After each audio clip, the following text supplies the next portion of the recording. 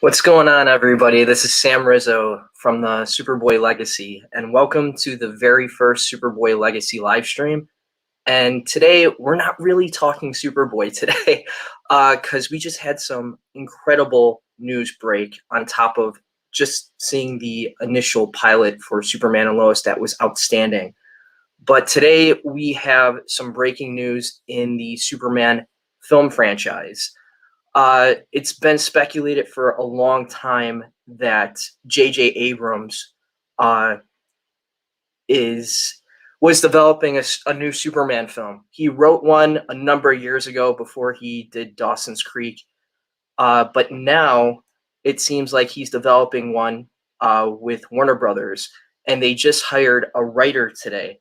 So let's get into the article. It was posted about an hour ago from comicbook.com. So let me read it to you. We're going to talk about it. I'm waiting for my co-host, Adam Bassiano. He's going to pop in with his initial reactions to this announced Superman reboot. We don't know if it's going to have Henry Cavill as the Man of Steel. Personally, I think they're going to go the route with, like they did with Robert Pattinson and Matt Reeves with the Batman that's coming up. So let's get into the article and let's see what they have to say.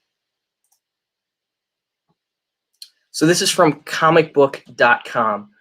Superman movie reboot coming from Ta-Nehisi Coates and J.J. Abrams. So just days after the premiere of Superman and Lois did huge numbers for the CW, it's finally official. J.J. Abrams is working on a new Superman film.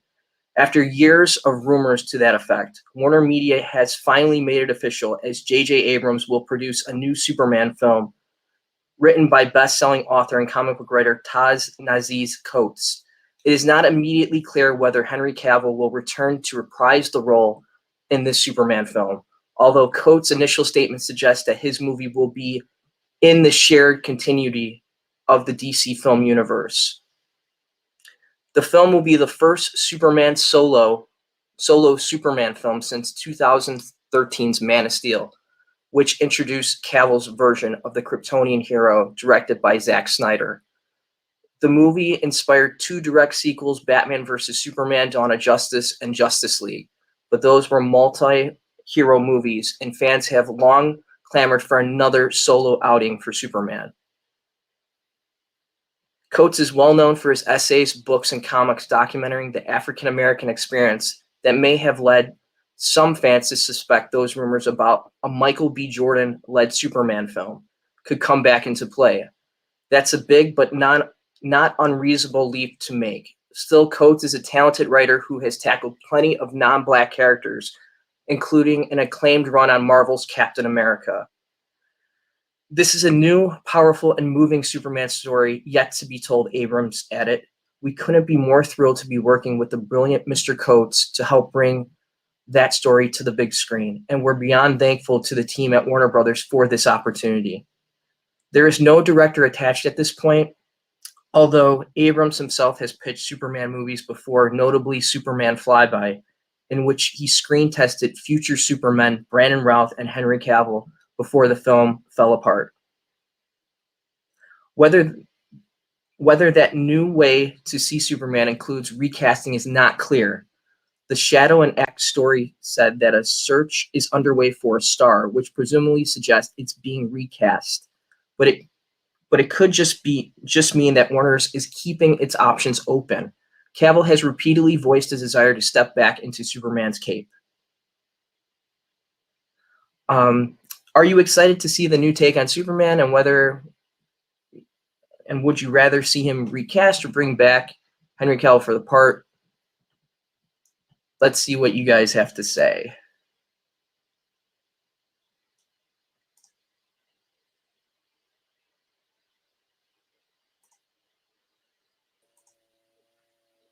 Adam, welcome to the live stream. Hello. Can you hear me? I was just going over the initial report. All right, so where are we? Catch me up on where we are.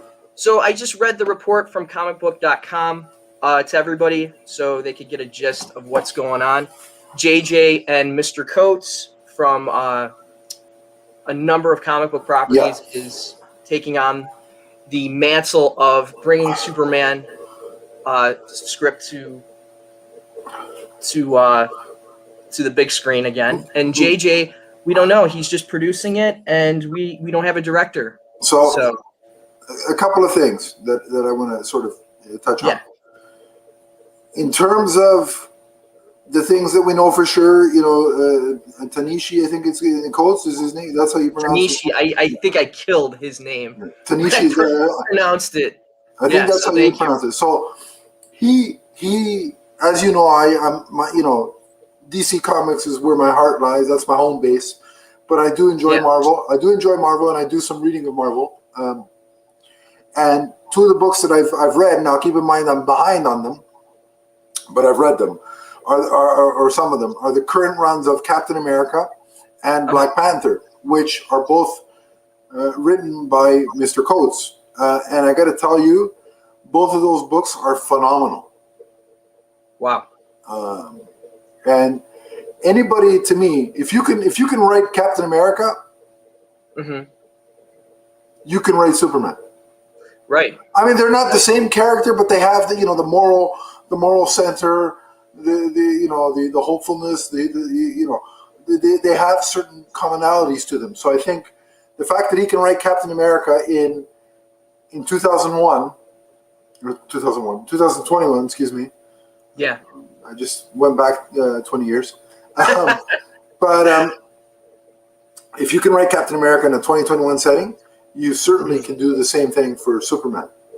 Okay, so I'm 100% on board. 2 thumbs up on the writer. Okay, me too.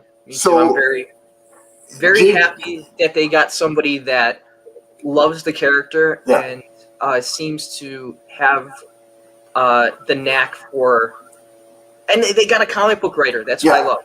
That's what I love. But he also has film and television experience, et cetera, et cetera. Exactly. Now J.J. Abrams producing. I mean, this is the worst kept secret in Hollywood. Right. Here's why I'm excited. This guy has adamantly said that he loves the character. I mean, he's got an office full of friggin' action figures. Yeah. His office probably looks like a little bit like our respective rooms. Like this, yes. Right? Yeah, exactly. So environment. Yeah. So he's a fan. Yes. I think he wants to right the wrong that happened back in the early 2000s when he was a writer on Flyby. Now again, everybody's gonna, when I say Flyby, there's gonna be a segment of the people watching. They're freaking out. They're clutching their rosaries and in agony or whatever.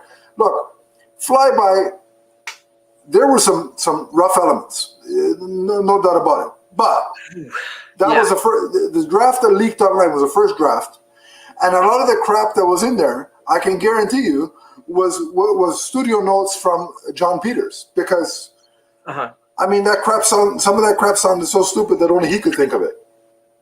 I just keep thinking of Kevin Smith's story about the polar bears. Yeah, well, exactly. This is the guy that J.J. Abrams had to deal with, right? Yeah. Let's remember that J.J. Abrams wasn't the J.J. Abrams now. Well, you know what? As a fan of J.J.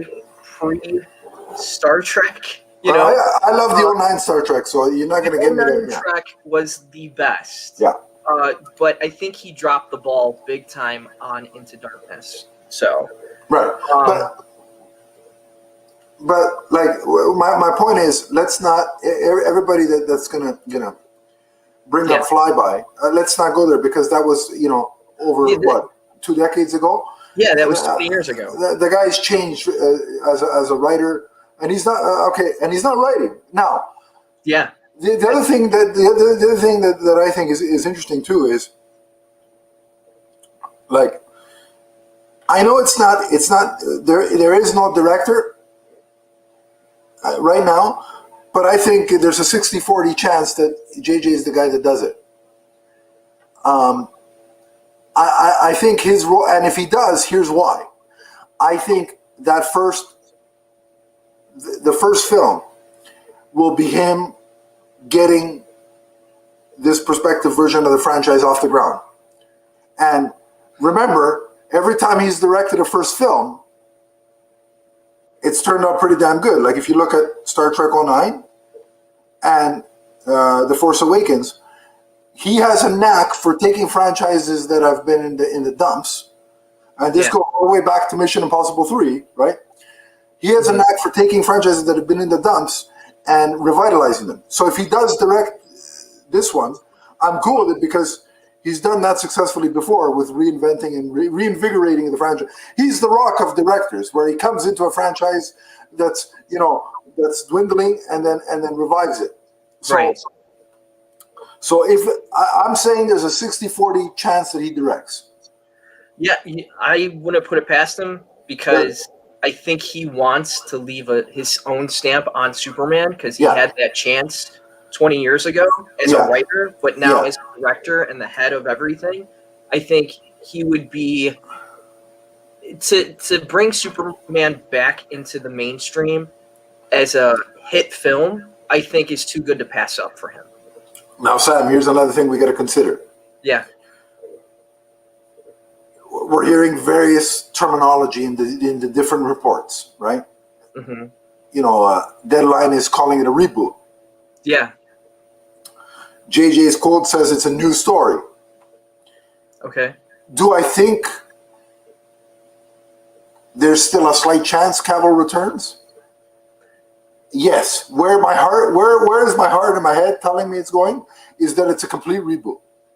Yeah, I'm thinking it's going to be exactly what they're doing with Batman with Robert Pattinson. I think they're going to do the same thing with Superman. Exactly, and I think this has a chance to be set in the Matt Reeves universe, like on Earth 2 or whatever DC's calling it. Yeah. Now, Sam, hear me out on this because I have theories. Okay, let's hear the theories, Adam. So DC's all about the multiverse right now, right? The Flash is coming. They're setting, Michael Keaton's there. Supergirl's coming in. God knows who else is going to make their way into this thing. So they're big on the multiverse, right? Yeah. We just saw the fantastic premiere episode of Superman and Lois. It was amazing. Yeah. It was absolutely amazing. So Kal-El / Clark Kent is just starting out on television again. Thriving, right? Yeah. The multiverse now, we're establishing that the multiverse exists, right? Right. The Flash, the movie Flash has met the TV Flash. They shook hands, they complimented each other's suits, and off they went. So now what I'm telling you is, and I'm preparing some of the fandom because some of the fandom doesn't like change, so I'm preparing them ahead of time, potentially a year and a half to 2 years in advance. There's a good chance, given the writer and some of the other stuff we've heard over the last couple of years, that this film may not involve Kal-El. Right. Yeah.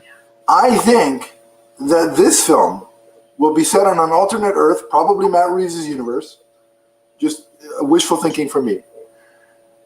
Given that Ta-Nehisi Coates is involved, I think we're going to be seeing the version of Superman that is either Val Zod or Calvin Ellis. That's interesting. That's interesting. And the reason why I'm sort of thinking in that line of direction is, I think, remember, wasn't it like a year or 2 years ago? There was all this rumor about Michael B. Jordan. That he met with Warners. Yeah. Like that was right after Creed. And he told, I can't remember which talk show host he was doing an interview with that he told. It might have been Oprah. I don't know.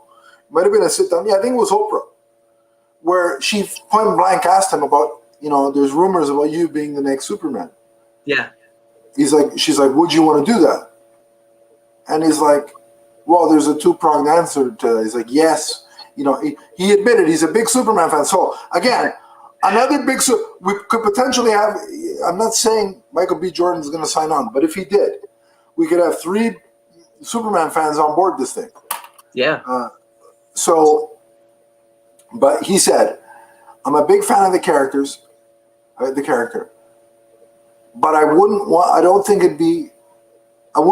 I think he said something along the lines, he wouldn't be comfortable playing Clark Kent. Right. He talked about understanding, the faithfulness to the comics. I mean, he was dancing around the fact that he didn't want to basically call a portion of the fandom, closed-minded fools for not being able to accept, a thing. So he talked about, adherence to the comics and Clark Kent being Caucasian.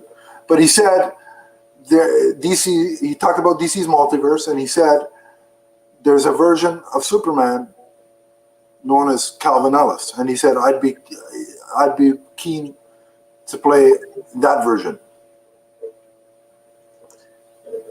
So this could be what they're doing. Mm-hmm.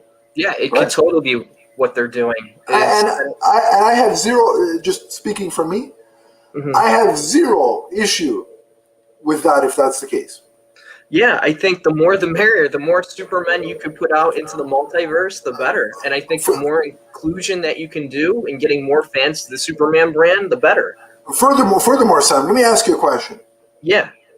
We just went through a scenario where, what's her name? Sasha Calle, I think it's pronounced. Yeah. Calle, however it's pronounced. Hopefully she'll come on one of our shows, either mine or yours here. Yeah. Or ours, and maybe she'll correct us in our pronunciation. It'd be great. But, and if she wants to spill some secrets about the Flash movie, we won't tell anybody. No. So she beat out 425 people, and she's not the stereotypical look for Kara Zor-El.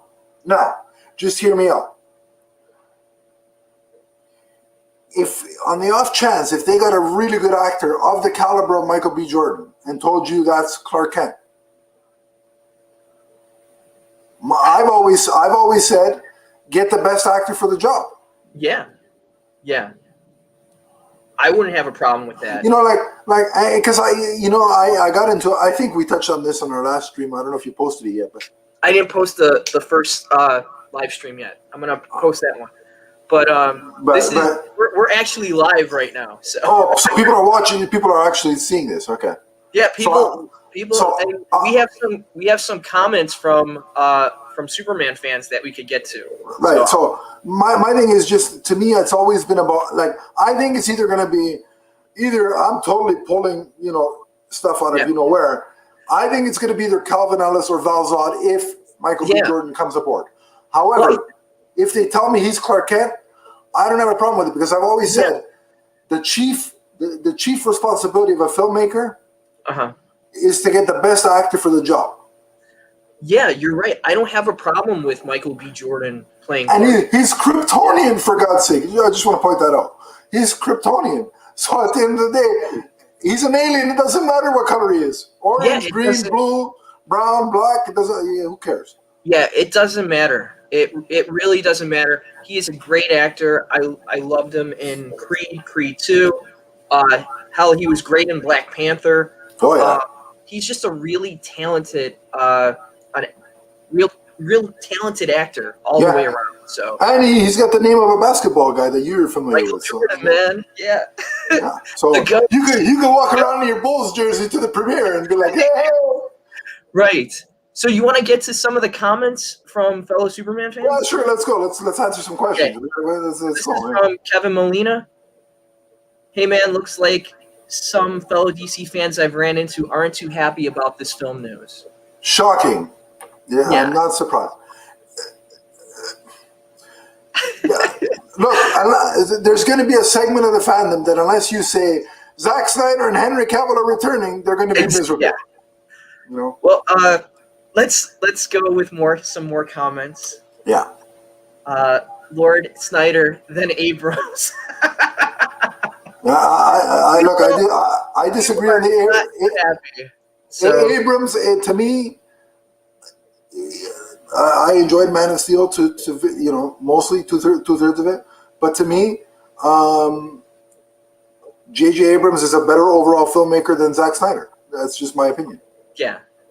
Well, here's from Kevin Molina. Well, after all the pissed off people Snyder caused in combination with Bryan Singer and the Salkinds in Superman 3 and 4, The Quest for Peace, don't get your hopes up in this new film.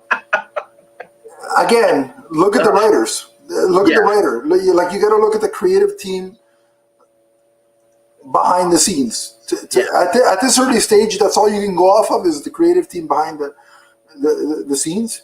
And like I said, we each have varying degrees of enjoyment of their work, but J.J. Abrams is a solid filmmaker. Yeah. And Ta-Nehisi Coates, I'm telling you, I've read his comic book work, Black Panther and Captain America.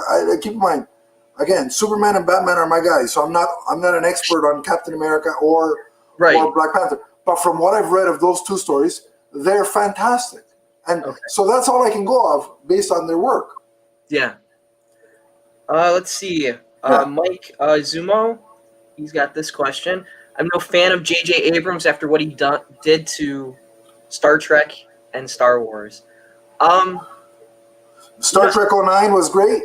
Yeah. The Star Wars, what's it called? The first one. Force Awakens. Yeah. Force Awakens was great because that's what Disney wanted. They wanted. I mean, you got to remember, this is not an IP that JJ owns. Yeah. So he's at the mercy of. At the end of the day, if Kathleen Kennedy tells him, "Hey, listen, bring back Jar Jar Binks," there's no debate. He's got to do what they're told, right? So you got to understand, when you're dealing with an IP, an established IP, you are at the mercy of your bosses, right? Right. You're at the mercy of Disney, basically. Yeah. Yeah, or in this case, Kathleen Kennedy. Right? Yeah, but and then with Superman with WB, right? Yeah, Warner Brothers. Yeah. Well, Kevin Tsujihara has the last say. So. Well, not anymore. Not anymore. He's gone. Oh, he's gone. Now it's Toby Emmerich. Now it's and Walter Hamada, right? So. Walter Hamada. Yeah. So here's another one from Kevin Molina. Kevin Smith and Tim Burton were also Superman fans to the bone, and they were about to do a Nicolas Cage Supes project that got killed off because of Batman and Robin. Steel and Wild Wild West were domestically abysmal by critic ratings and box office totals. Okay, Tim Burton was not a Superman fan. I just want to point. Tim Burton, even when he did Batman, never picked up a comic book, so you can't say that he's a fan of anything. But Kevin Smith, yes, Kevin Smith is a comic book fan. I agree with you. But John Peters had mandates that if you want that job, you have to go along with my mandate. See, this is what we have to understand.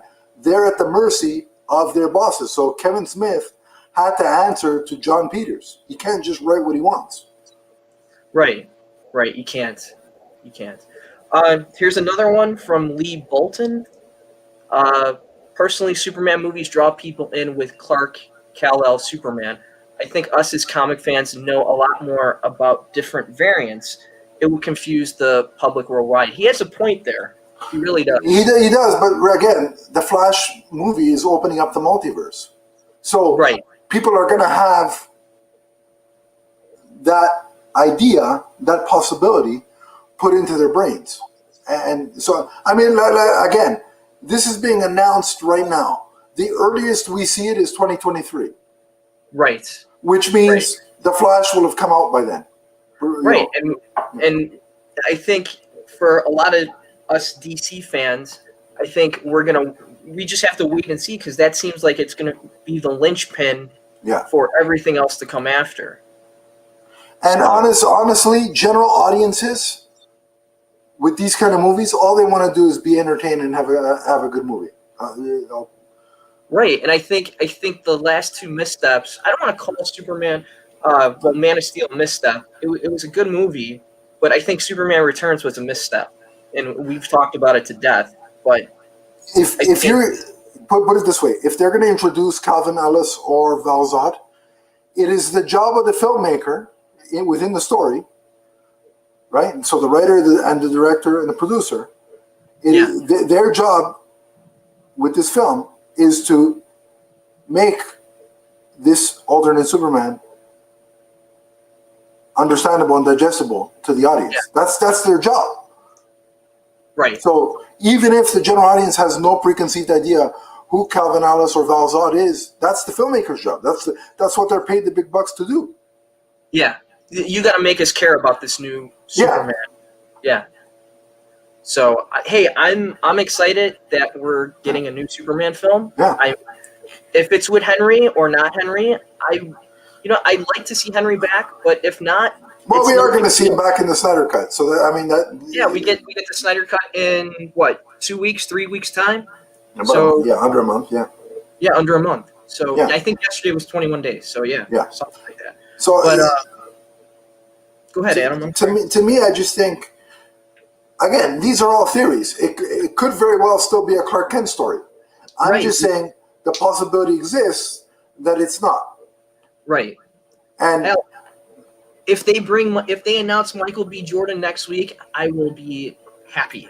That's going to be That's gonna A, make headlines, and B, get a lot of casual film goers to say, "What? Oh, like that's gonna pique interest." Like, you gotta remember, yeah, you're right.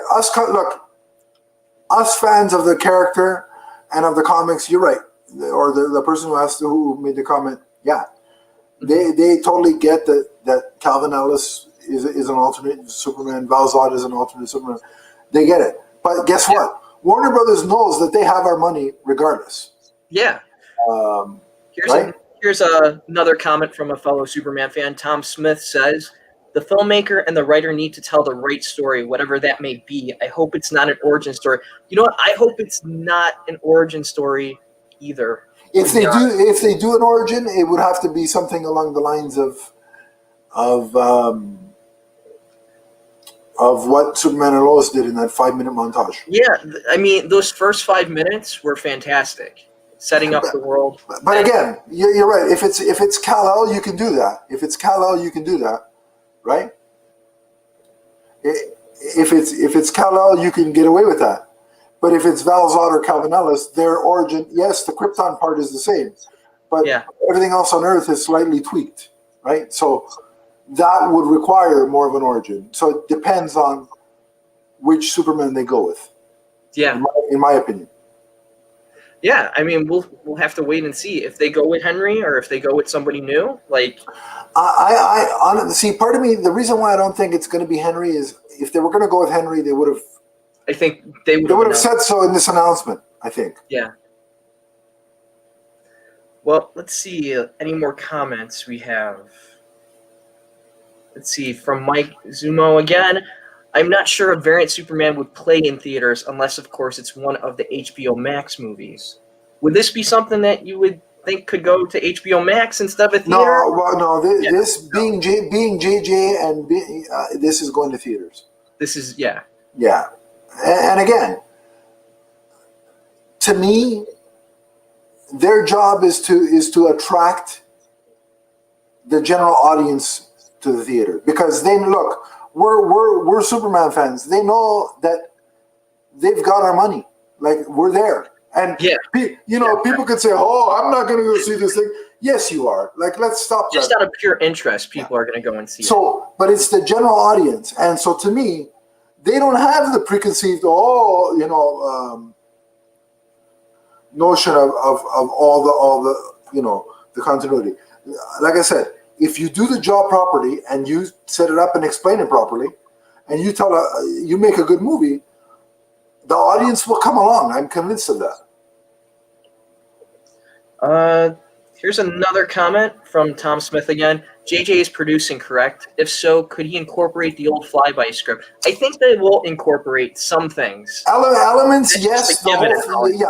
They're not just gonna dust it off and say, "All right, here." Like, yeah. Let's remember that one of the best Superman sequences ever put to film, the airplane sequence in Superman Returns, was part of the Flyby script. Right. Bryan Singer lifted that right out of the script. So, for all those people knocking JJ, he can write a great Superman scene, rescue scene. because that was all him, not Singer and his boy band writers. But so they'll take parts of it, because Warner Brothers has done that in the past. But I don't think they're going to repurpose the whole thing and just you say, here, let's just do this as is. I don't think we're going to see a vacuum salesman Lex Luthor who turns out. Yeah, and come on, Sam. I don't think we're going to see that. Come on, Sam. You know that was a John Peters thing. That was so bad, and I remember reading that in the script, and I was just like, "Yeah, you lost me. You totally lost me." Here's another comment from Kevin Molina. Henry, I think, is done with solos. I think Justice League was the last straw. I think he's done too. So, and I think largely, I think it's because of his schedule.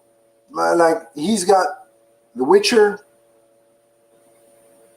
To make a solo Superman film, it takes anywhere between 6 to 9 months. Yeah, maybe longer. Yeah, longer too. So I see. Look.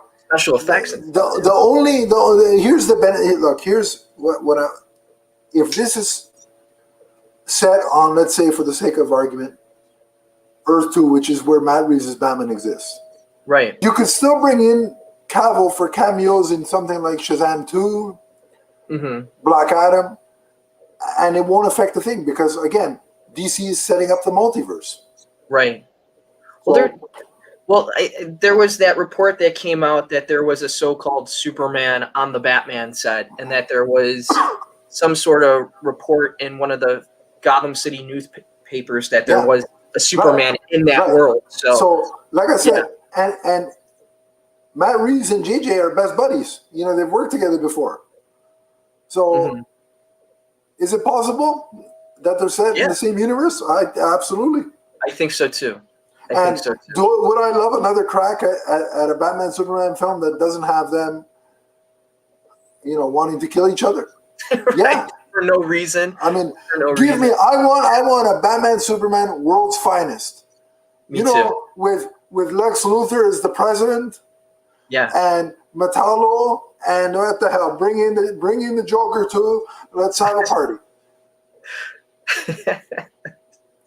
Yeah, I want to see I just want to see a really good Superman film that is financially successful and critically successful. We just had the premiere of Superman and Lois, and you look across the board at critics and online content makers, and they all said the same thing, that it was really, really well done. Yeah.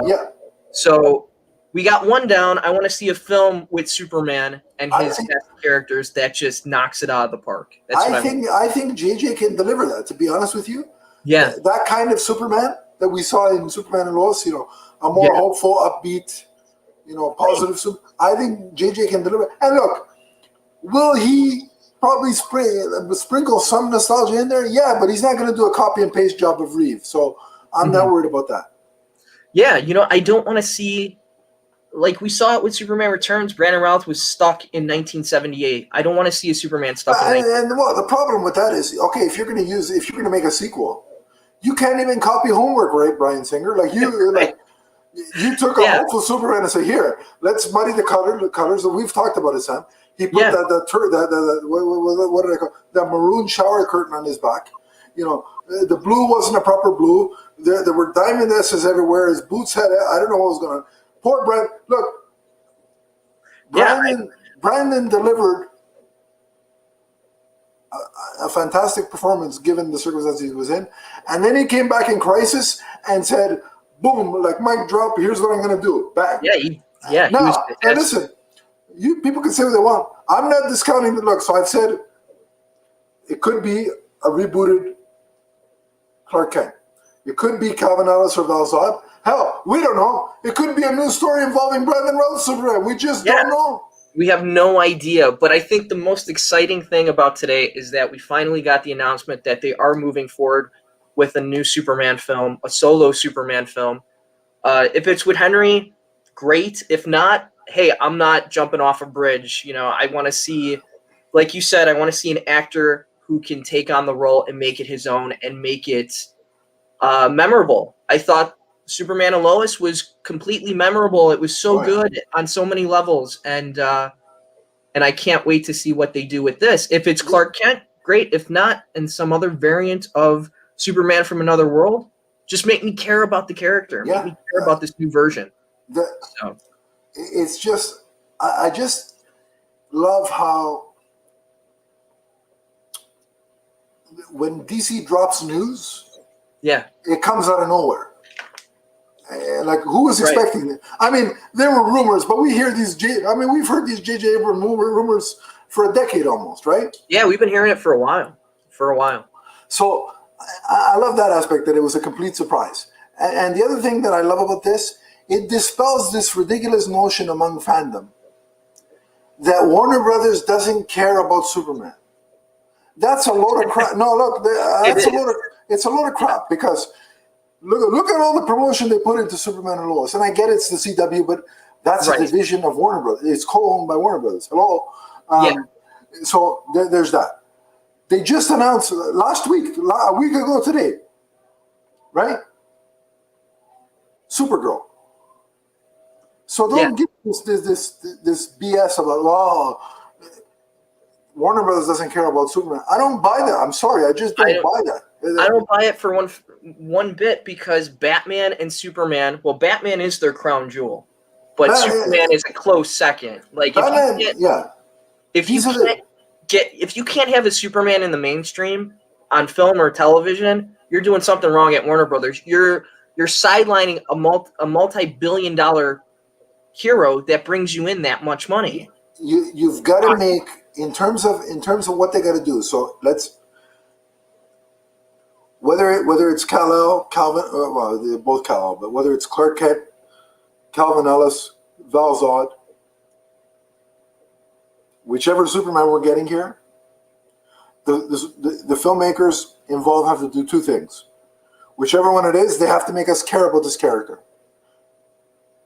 Number one, not us, because we care about him anyway, but the general audience. Number two, they've got to make, and this is what they failed to do, I think, so far, ever since 2006, is they got to make I've said this to you offline, Sam. They've got to make a 4-quadrant movie, right? Yeah, it's got to appeal to a 5-year-old, a 45-year-old, and a 95-year-old. Right. Or let's say 85, because that's how long Superman's been around. It's got to appeal to everybody. Like, Zack Snyder's universe is a niche take. It's a niche take on these characters. Yeah. Superman Returns was designed to appeal to only fans or fans that, like, you had to, basically they were telling, do your homework and watch Superman 1 and 2. Like, they gave us homework. Yeah. You couldn't, and I've said this to you on different podcasts, you can't ask your audience of 10-year-olds to 20-something-year-olds to go back and watch films from the 70s and the 80s to understand what's going on in a new film when you're revitalizing Superman for a new generation. You can't do that. Yes, he's been around for 85 years, right? There is a general audience respect and love for the character. Yeah. But you, as a filmmaker, as a film studio, you can't assume that just because I love the character, I'm gonna like, yes, I'll go to the theater and watch it once, right? Yeah. Right. But you've got to make me care enough to continue to watch it, to want to go back again. And I think the one thing that you alluded to, like, you got to be, you need repeat viewings. You got to get people in those seats to go back and go, you got to go see this, or tell their friends, like, you got to go see this new Superman film, because it's just mind blowing. Yeah. Like, Man of Steel and Superman Returns, like, I can honestly say, like, I didn't really grab anybody and say, you have to see this film. Like, The Dark Knight was one of those event films that, like, you got to go see it. Yeah, but see, I know you mentioned The Dark Knight, and then people are going to say,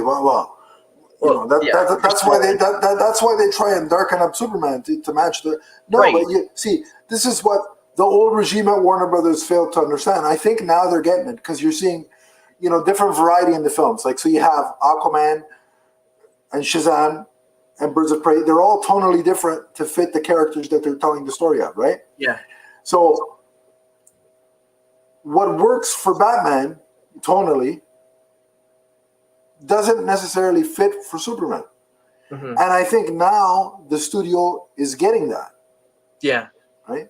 Well, I think what you've said all along, like you can make the world around Superman dark, but you can't make him dark. Well, look at what Superman and Lois just did. Exactly. Like, people are losing their jobs, right? Yeah. Like Clark and Lois lost their Clark lost his job. Mm-hmm. You know, the farming industry is going through struggles. This is stuff that's happening in the real world. I mean, you know, there was a little bit of a geopolitical exchange between Lois and Kyle. You know, this is stuff that the world is dealing with. Yeah. And yeah, it's a little bit more serious at times, but the core essential elements that make Superman didn't change. They didn't. I love the little nuances they had in Superman and Lois when he's fighting. Sorry for spoilers. If anybody has not seen this episode, go watch it. When Superman is fighting the alternate version of Lex, from the future, and he gets thrown into that storefront in Hong Kong or Japan, wherever it was, and he gets up and he looks around to see if he hurt anybody. Yeah. That's quintessentially Superman. Yeah. That's what I love. That little nuance about his character. That was missing in Man of Steel. It was missing a little bit in Superman Returns to a certain extent. But it's those little character moments that show he connects with humanity and cares about other people that's been missing from Superman, to be honest. So, what do you think, Adam? I'm in agreement with you. And I said that about that specific scene on my podcast review or my vidcast review of the episode. Found on YouTube, by the way, Multiverse Musings. Shameless plug. Throw your plug up there, Adam. Throw your plug up. Go ahead. Shameless plug, yeah. But do your shameless plug. No, but look, you can see from the comments already. Yeah. That some people are mixed, and within the fact again, I'm almost at the point that whatever this film does. Mm-hmm. Some people are going to be upset. It's unavoidable. Well, it's unavoidable, but the same thing with Superman and Lois. A good majority of the Superman fandom enjoyed the hell out of it, whereas you see another part of the fandom. Yeah, this is not Superman. He's too small to be Superman. But, why does he have a 5 o'clock shadow? Why can't he just stay in the Golden Age suit? And it's like, come on, this is one episode. So give it a chance. Warner Brothers has to understand that, look, they got to go in there with the mindset of, we're not going to be able to please everybody. Exactly. That's why, but all the people that are making comments and having these kind of, what we're doing now, this live stream, we're already fans of the character. We're going to be there regardless opening week.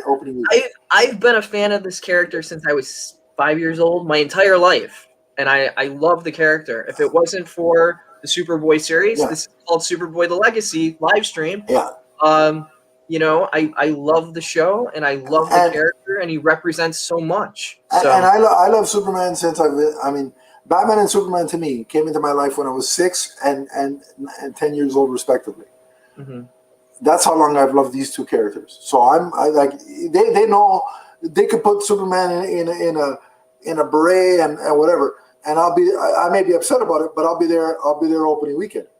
So in a beret. Yeah, look. So what they've got to understand is the fandom is going to be, some part of the fandom is going to be happy, someone's going to be upset.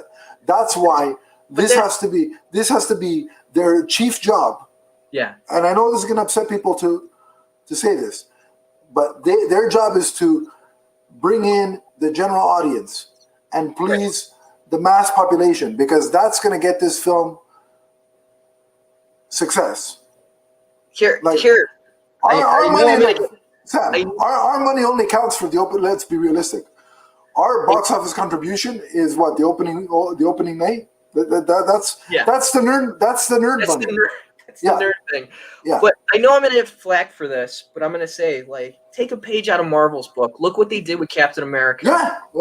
It was amazing. They stayed true to who he was, and you had 3 films that were just absolutely amazing. 3 solo Captain America films that were just, they got to the heart of who the character is. Yeah. And I feel like Warner's has been missing what the heart is for Superman. And they finally got it right with Superman and Lois. So everybody who doesn't know Ta-Nehisi Coates, okay? I'm going to give you a suggestion, a little bit of homework, but it's enjoyable homework. Okay.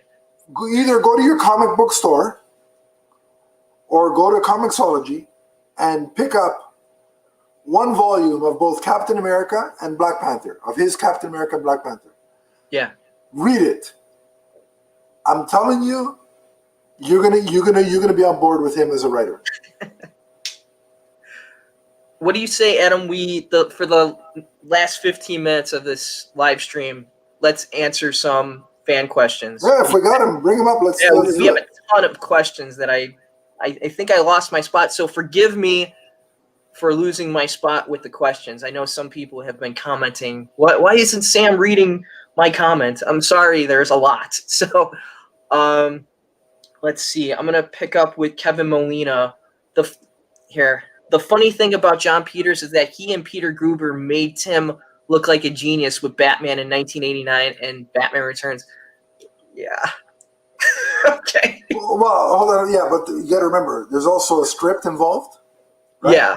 But that script kept changing so many times. The script informs what you're doing, but also, yeah, I'll give you Peter Gruber, but I don't look. John Peters, I mean, like Kevin Smith said, he fell upwards. I think Sam Hamm had more to do with that script than John Peters. Yeah. Here's one. I'm gonna butcher this person's name. Hitesh. Henry Cavill is the best Superman. Okay. Well, but look, if he's your favorite, that's fine.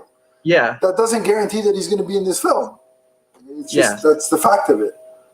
Here's Matt. I think they should let Tom Welling play. Yeah, that's a no. Look, he said he's done. Let him be done. Yeah.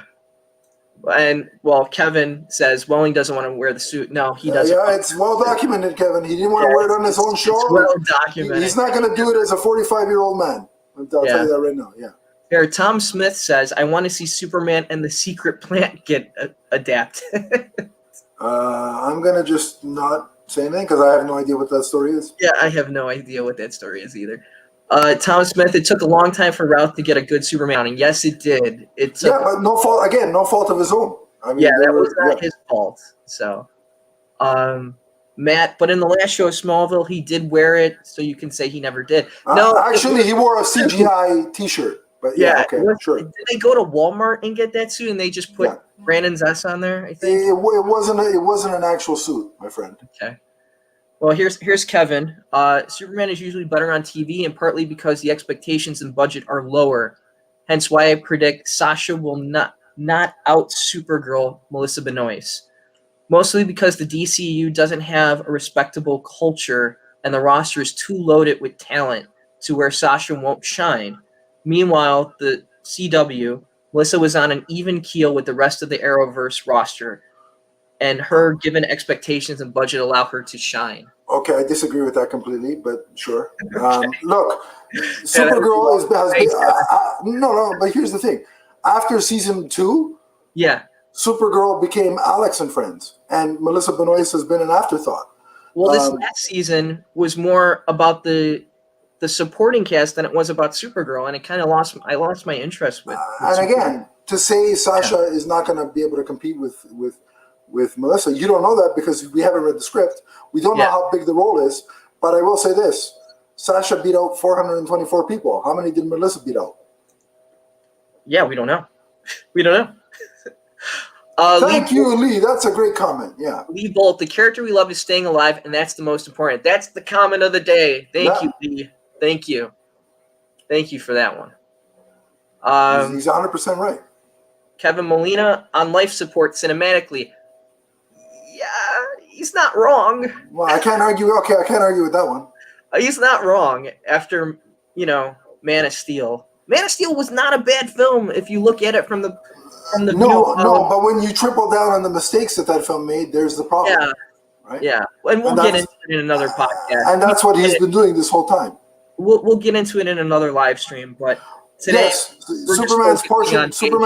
If Kevin is talking about Superman's portion, it was small, but it was so memorable. Like Superman's role in the Crisis was the best part. Yeah, for me anyway. This is our fellow Superman Legacy live streamer with us, Tom Gallagher. Your co-host on this and my co-host on the Buffy show. Yeah, that's it. Yeah. So Tom says this is awesome news. Yeah, it's awesome news, but let's see how this pans out over the next few coming months. Right, but the idea that he's back on film is great. Right, that they announced a new solo film, that's fantastic. This is from Kevin Molina again. People say WB doesn't care about Superman because the last 4 solo Superman films haven't been embraced. In fact, he's so hated right now. Black Panther hits $1 billion at the box office, plus 3 Oscars in one night, and Black Panther only had 1 film. I disagree with the fact that he's saying Superman is hated. He's not hated. People may not have gravitated or liked the portrayal. I'll grant you that, but they don't hate the character. And you know why? You know why Black Panther made all that money and won those awards? Because it was a well-written, well-directed film. There's your answer. Well, I think the last 2 films in general have been totally opposite sides of the spectrum. They're niche projects. They're niche projects, right? Exactly. One is a poorly copied love letter to Richard Donner, and the other one is, well, you guys wanted action? I'm gonna make you a destruction porno for 2.5 hours. Yeah, that last act of Man of Steel was insane. Yeah. So this is from Kevin Molina again. Keyword being hopeful, but look at your history and ratings and learn the pattern. Okay. Yeah, I am hopeful, but that's all. Yeah. I can't say this film is going to be crap when I like the producer involved and I like the writer. I can only go on what the information we're given. And right now, this is a step in the right direction, in my opinion. This is from Matt. Sorry, my opinions is that Henry's the one Superman I don't like. He does not have the right stuff. I mean, in my thought, but I hate that one. This new guy, I like him. So I guess he likes Tyler Hoechlin. So sure, again, and we can all have our favorite Superman, but yeah, I'm not in charge of the studio, and I am not Henry's agent, so I don't have I don't know what his schedule's like. I know that it's pretty packed, right? But he just came out yesterday on his Instagram with a shot of secret projects. Yeah, but let's be honest, that's not the script for Superman. Yeah, it's not.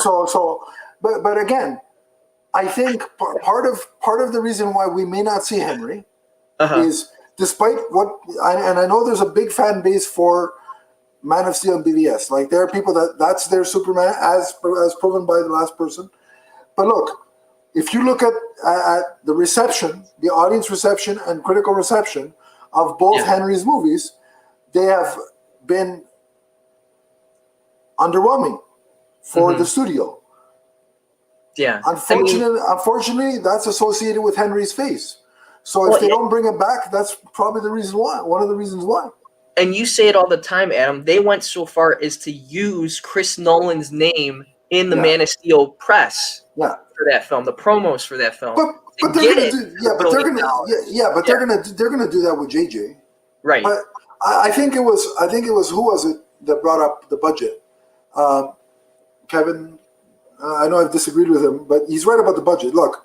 Okay.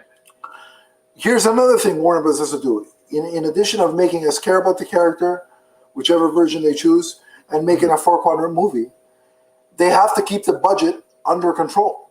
And by that I mean, don't throw around $250 million. Or a $400 million movie and not make a profit. If you can't make a Superman movie for $150 to $175 million maximum, then you are mismanaging money, because I'm sorry, it's doable. Yeah. Look, had they kept the Superman Returns or Man of Steel budget to $150 million, Mm-hmm.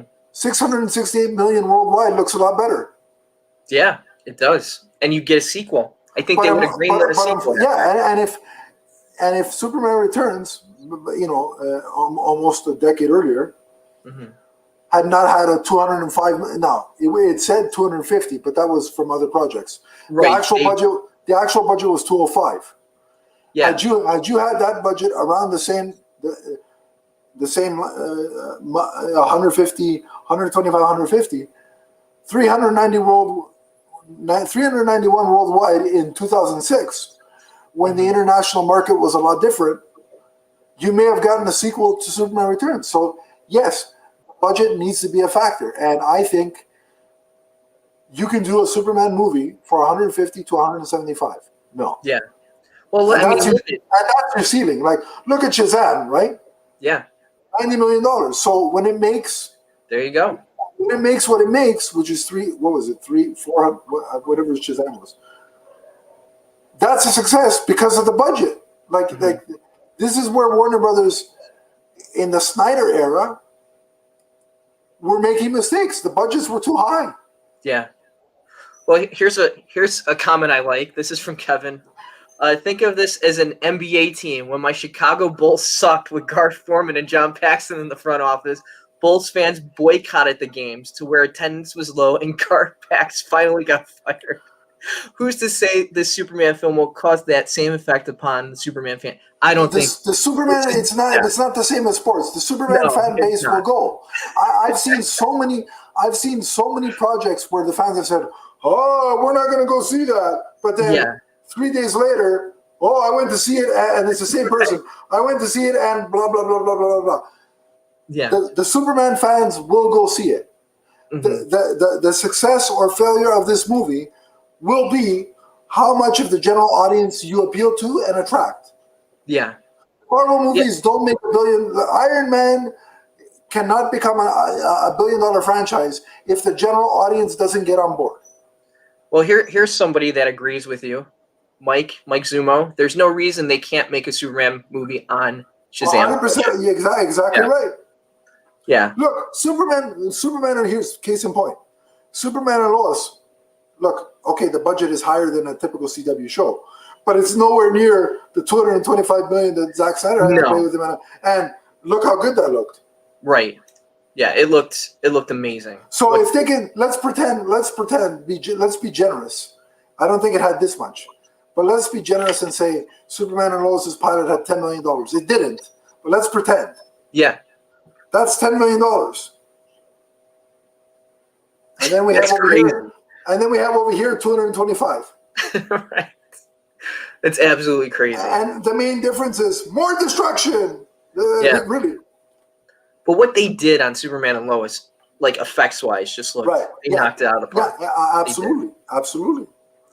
But let's wrap up this first live stream. Adam, thank you for joining me on the Superboy, the Legacy when it's talking about Superman or Superboy, I'll be here anytime. Yeah. So thank you. And everybody that dropped in and gave us some comments to read. And thank you. And we're going to do more of these. Make sure you subscribe on YouTube at Superboy Legacy, on Twitter, and also visit the website at superboylegacy.com. So for the Superboy the Legacy live stream, I'm Sam Rizzo. Adam, thanks again, and we'll talk to you later. Always a pleasure, and we'll be covering this movie like a lot. Yes. A lot. There's going to be a lot of news over the next year and a bit. So thank you, everybody. We'll see you soon.